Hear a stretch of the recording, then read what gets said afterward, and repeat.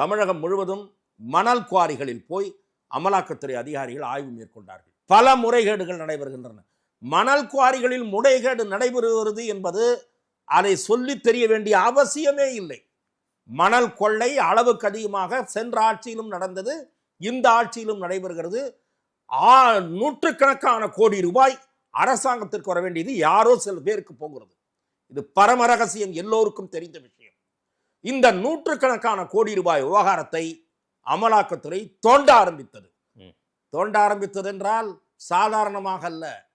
மணல் குவாரிகளுக்கு போய் ரேடார் கருவிகள் மூலம் எவ்வளவு தூரம் எடுக்கப்பட்டு இருக்கிறது என்கிற அதையெல்லாம் பயன்படுத்தி கவனிக்கணும். ஸ்டெப் பை ஸ்டெப்பா என்ன பண்றாங்க, முறைகேடு நடக்கிறத கண்டறிஞ்சிட்டு ஒரு 5-6 கலெக்டர், சிஇடி இந்த மாதிரி அதிகாரிகள்லாம் விசாரணை கூப்பிடுறாங்க.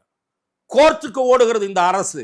ஊழல் வெளிச்சத்திற்கு வருகிறதே என்று பயந்து கோர்ட்டுக்கு ஓடிய அரசு தான் இந்த அரசு. கோர்ட் பெட்டிஷனை தூக்கி தள்ளி போட்டுருச்சு. விசாரணை நடத்துவதற்கு அந்த துறைக்கு உரிமை இருக்கிறது. போய் உங்க ஆளுங்களை ஆஜராக சொல்லுங்க. ஏன் பயப்படுறீங்க? என்ன சார் சொல்றீங்க? அரசியல்வாதிகள் கரப்ட் ஆனது பத்தாம அதிகாரிகளையும் கரப்டட் பர்சனா மாத்திட்டு இன்னைக்கு அவங்களையும் காப்பாத்துறதுக்கு நிக்குது. இதுதான் நிக்குது. ஆனா இதுதான் முதல் அரசு அல்ல. முந்தைய அரசு தப்பிச்சிருச்சு, இந்த அரசு மாட்டிக்கிட்டு இருக்கு. இதுதான் வித்தியாசம் ரெண்டு பேருக்கும்.